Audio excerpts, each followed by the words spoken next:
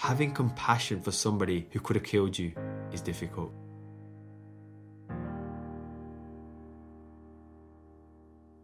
So we have made it. We have finally reached episode 100. An episode I've been so anxious about, if I'm being honest, but also excited for as well, because this was an episode that I promised very early on, before I even started podcasting, and through many of the episodes where you may have heard me drop it, that I would be sharing a little bit about me. Now, just before I delve into my story, I just want to give a little bit of context, because I started Find Your Voice as an empowering mission, and almost a challenge to myself, to overcome my own limiting beliefs, my shyness, and to really understand and I suppose manage my own anxiety. And alongside this, I also wanted to make sure that no one ever felt alone, and that their adversity was not something that only happened to them. And I'm so grateful that because of the guests who have come on and bravely shared their story, I've been able to demonstrate that. I've had some of the most inspiring, hair-raising, tingling, emotional stories that I've ever heard myself from some of the most beautiful souls in the world. And it has taught me that adversity, if we allow it to be, can be our biggest gift. Now, Find Your Voice is also about finding yourself in the midst of adversity or after adversity. However, I always wished, and I wish this sincerely, that you could maybe find your voice and find yourself before the pain, before the adversity comes.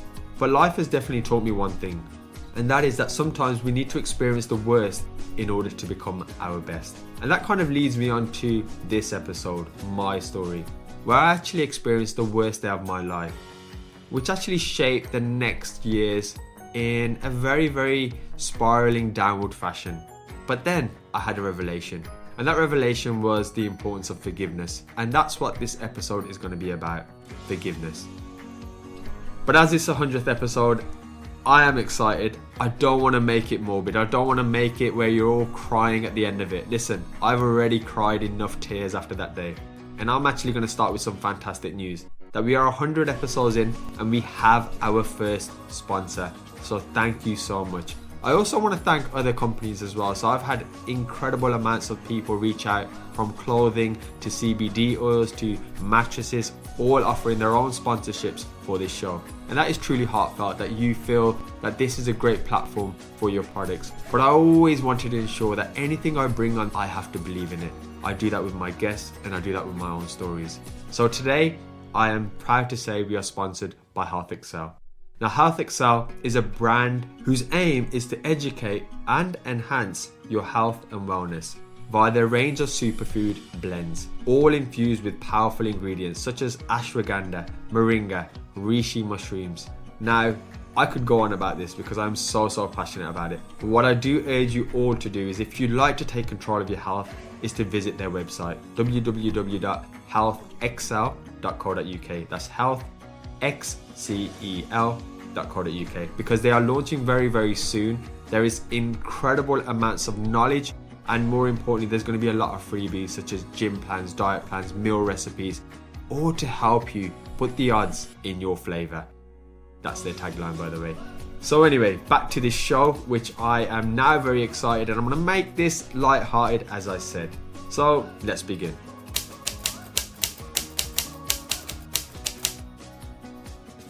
So it all started on September the 3rd, 2011. And this was the day that would shape the rest of my life. Now, I'm sure many of you had dreams growing up as children, whether that was to be a ballerina or a princess or a movie star or maybe even a singer. But for me, it really was just to be the heavyweight boxing champion of the world. Now, unfortunately, I was suffering with quite a lot of ill health as a child, so my parents were kind of reluctant to really throw me into the ring where I would be getting punched on a daily basis. And one thing that I've mentioned in many of my podcasts is I had this gift and a curse of being very academically astute. And due to that, I found myself spending most of my life as an academic.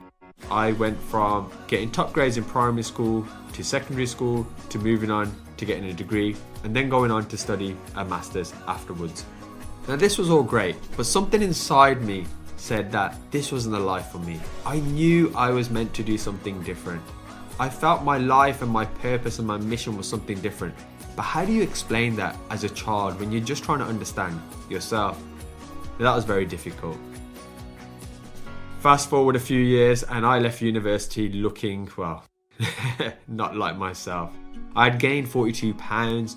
I was unfit. I had a high tolerance for alcohol due to the amount that I'd probably drink on student nights. And my life really was kind of in its comfort zone. And I know that because I look back now and I think, wow, I should have done and could have done so much more. However, an opportunity presented itself and I was allowed to potentially pursue my dream of being a boxer. Only this time I recognised being a heavyweight was never going to happen. At least not the heavyweight I came out of uni looking like.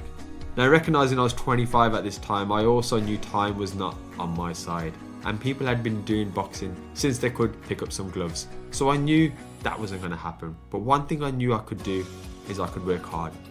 I knew that I was just given a potential lifeline of achieving the dream I had wanted to do ever since I first knew what boxing was, ever since I first watched Rocky IV, which I probably watched over 1,000 times. So I got into shape. And my God, this was hard. I was ridiculed by young kids calling me fatty. And I was getting out of breath as soon as I started running.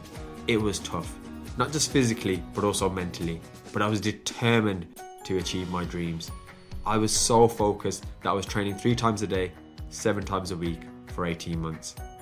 Now that seems pretty excessive, right? And when I look back, it definitely was. Because I really wasn't taking my nutrition on hand and, well, I was making a lot of mistakes. But again, the focus and relentlessness of not giving up made sure that I was going to give this opportunity everything I had and leaving no excuses on the table. So fast forward some difficult training and losing a lot of weight. Yes, I managed to lose all those 42 pounds. Well, actually in the first 7.5 weeks and some more. I got ready and I was ready to weigh in. And now I'd just taken on a coach in the last year who had really had a massive impact on my life. You might recognize him from episode 1. And one of the goals that I had set myself was to go to the Novice Nationals. I believed that I hadn't taken much abuse in my life in terms of physically in the ring. And I believed I had the talent to hold my own. I believed that I, in my heart of hearts, could have become a national novice champion. And so I was given the green light that my weight was fine to enjoy myself on my birthday.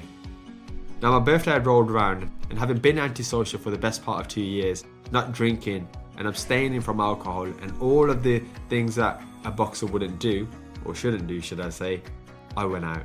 And my God, did I enjoy myself. I had the time of my life. My friends were out in the numbers. I didn't even realise I had so many friends eager to spend some time with me. And I even did some dancing. And if you know me, dancing is not my strong point. But when the alcohol was flowing through me, it hit me like a ton of bricks. And I partied. And I partied until I couldn't stand no more. The alcohol had hit me. And being around 5% body fat and not drinking for 2 years, it hits you a lot quicker. So there I found myself with a friend who had just wandered off for a second, sleeping on some stairs. And at this point the story gets a little bit dark. And I remember looking up as I was woken up by an altercation between some drunk people having a fight. It seemed that one person was outnumbered and he was getting picked on by a group of guys. Anyway, I needed to sleep, so I'd fallen back to sleep. A few moments passed, however, and I could hear them closer and closer. In fact, it was no longer noises I was hearing. I was now feeling something. As I felt my head jolt back numerous times, side to side, back and forth, my eyes open, glazed, staring like a deer in the headlights. What was going on? Who was doing this? And all I could see, laughing, yet anger mixed in the same emotions in the same face, as these individuals assaulted me over and over again. I was hit with numerous kicks to the head, knees, punches, elbows, running legs straight to the face. And my memory of that moment was my hands were paralysed. I actually couldn't move them. And I was thinking to myself at that point, this is it. This is how I'm going to die. And I remember crying and screaming for my mum and thinking, somebody needs to save me. Why aren't my hands working? Why are you hitting me? I pleaded and I pleaded, asking them why. Who were they? What had I done? I had just fallen asleep. I couldn't understand it. And just like that, I blacked out. only to wake up hours later in a hotel room, and that bed was covered with blood, almost like a silhouette of my own body, to which I was then rushed to hospital. The doctor warned me that I was lucky to survive, but thankfully my skull held its own. Now at this point it was difficult for me to comprehend what had happened, especially as I was drunk and I wasn't really sure of exactly what had gone on. So I remember going back and forth with the police department. And this isn't a slant on the police department, by the way, because they do what they do. But at that point I had no assistance. In fact, initially I was told that I was the one who had started the altercation. But confident that that isn't me, that's not my demeanour, that's not how I roll. I wanted to see the CCTV footage. So myself and my mum went down and we requested a meeting. And to my dismay, I saw 3.5 minutes of me getting beaten brutally to a pulp, unprovoked, by bullies. Bullies that night who needed to take their aggression out, who had their own things on their mind, their own demons they were fighting, and felt that by piling into an innocent person on the stairs would solve them of their own issues. I remember leaving crying, thinking, wow, what have I been through? And hoping that I could just recover for the next 3 months.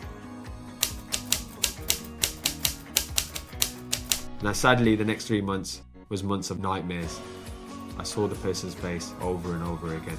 I had visions of my dreams of being the champion slipping by the wayside. I had visions that I could have died. And then I had this moment of me as a child, wishing and hoping to succeed as a boxer. My emotions at that point were difficult. Revenge, bitterness. This was unfair. Why didn't anyone help me? Why did this even happen? And I felt hurt and I almost wanted to pay him back. And the years that followed weren't any greater. In fact, I became this person of I should have, I would have, and I could have. I began drinking on weekends almost to numb the pain and telling everyone how great I was going to be. Over and over again. But the nights alone was when I became sad in my own thoughts, thinking, am I going to be doing this for the rest of my life? Am I going to be that person who speaks of what they could have done and let this one incident dictate the next 3 years of my life, just as they had dictated the last 3 years of my life? I decided to make a change, but that change wasn't by my own initial thoughts or actions. It was actually when I was listening to a podcast, funnily enough. And I guess this is one of the reasons I started Find Your Voice as well, that I hope something in these episodes sparks something for all of you out there. Now this episode was about forgiveness, and it's weird because the individual had experienced assault as well, yet had a victim mindset, just how I had, yet not recognising what a victim mindset was at that time. But they also spoke of how it changed their life. And this episode had a profound effect that in turn it would change my life. And so I went on the process of forgiveness. Now initially, the thought of forgiving someone who had no reason to ever lay his hands and feet and legs and elbows and knees on me just seemed impossible. Why should I forgive somebody who did that? They don't deserve forgiveness. Well, in fact, they might not deserve forgiveness, but you do, and I certainly did.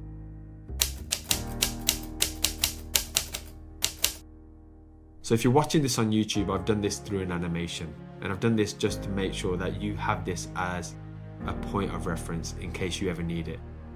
And the first step was that I had to feel the hurt and I had to acknowledge it. The second was that I had to forgive myself and let it go. You see, I went through moments, many moments, where I blamed myself for drinking that extra shot, for even going out in the first instance. Well, you say you want to be a boxer, so why are you drinking in the first place? I was blaming myself over and over and over. The third was to have compassion and to understand what a victim mindset was and change that. And this was difficult. Having compassion for somebody who could have killed you is difficult. But I had seen all the shows of parents forgiving the murderers of their children. Even now, that just to me takes incredible strength. And I thought, can I do that? Can I become that person? And then the fourth step, I needed to forgive others and learn the art of forgiving people unconditionally. But remember, it didn't need to be for them. It was for me. It was for me to move on and make sure the next 3 years were the best 3 years of my life. And with that came the final step of gratitude and loving once again. Now the next post, if you're watching this on YouTube, shows the actual message I sent the person. You see, I knew who assaulted me. I had found out through my own detective skills. And I wrote them a message. And I'll read that for you now. I've just seen your post from, and it was a Facebook group at that point. And it's great to see you have changed from 5 years ago when you left me in a pool of blood from an unprovoked attack with about 50 head injuries, almost destroying my life for no reason outside the custard factory. This ruined my chances to do something I had worked for 2 years previously for, dedicated numerous hours to a craft I was granted an opportunity for, but it wasn't meant to be. By the way, this message has no malice. As of 2 years ago, I finally let go and forgave you. I never understood it, but I didn't need to. But I also couldn't live with hate that anyone would do that from being intoxicated. I don't wish bad on anyone, but let's hope your good acts are a change of personality and not a forefront for social media. The work you did looked amazing, by the way. I don't even know if you remember that day or whether you gave a shit if I lived or not, but if that 1% of you felt any remorse, then you may need this acceptance more than myself. And with that, I can't explain how my life changed. You see, in that message I spoke of how I forgave them a few years before, but it wasn't until that I actually wrote that message and I sent it on Facebook and got an acknowledgement from it that my life actually changed.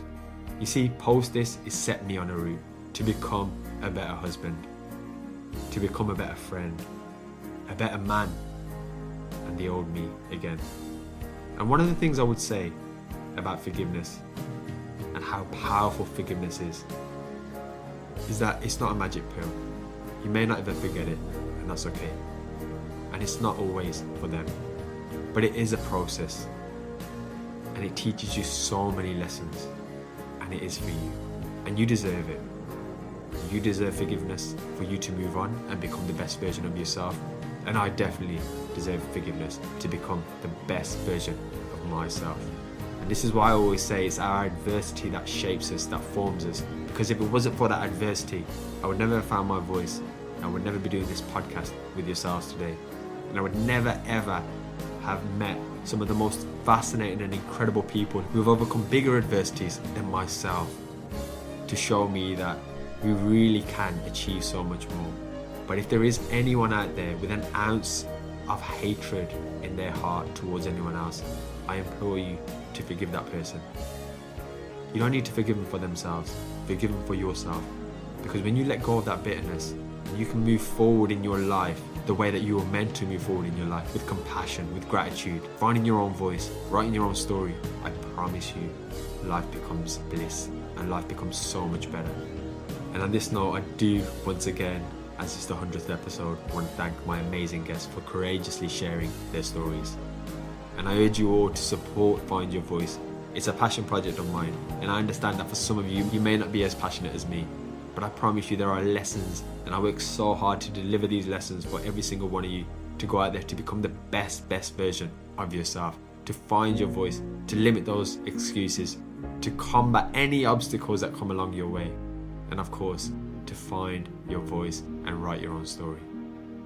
So thank you. Thank you if you've stayed to the end, and I hope I didn't go on too long, but I just felt it would be important to give you an insight into myself. I've been there. I've had my dreams taken away from me, and I was able to do nothing about it.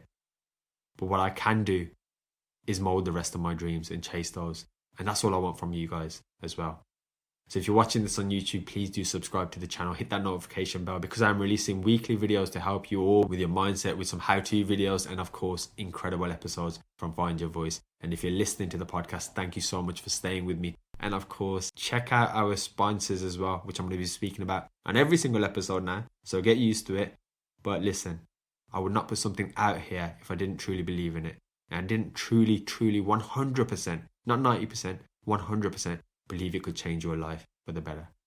So until next time, thanks for listening. And remember, this podcast is absolutely free. So all we ask in return is for you to share this with a friend and drop us a 5-star review over on iTunes. Have an awesome day.